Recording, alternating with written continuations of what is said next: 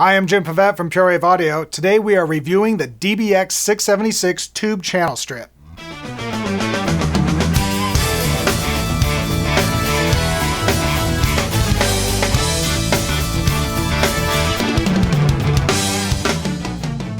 DBX, who has been a staple in studios for years, has recently got back to their roots with a new line of studio gear, which includes the 676. The 676 is a Class A tube design with a mic or high Z direct input. It has 55 dB of gain, semi-parametric EQ, and a VCA compressor based off the revered 162 SL, and a peak limiter.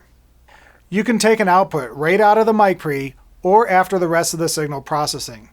This allows you to have a parallel compression option by having access to the unprocessed signal. On the front of the panel, you will find the phantom power, 20 dB pad, polarity, and 80 Hz low cut switch.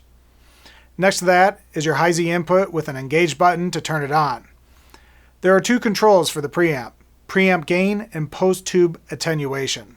You could use these together to get a range of tube saturated or clean settings. For more saturation, lower the post attenuation and crank up the gain until you see the red peak light illuminate. Then back it off a little. Then adjust the post gain until you're back to zero on the meter.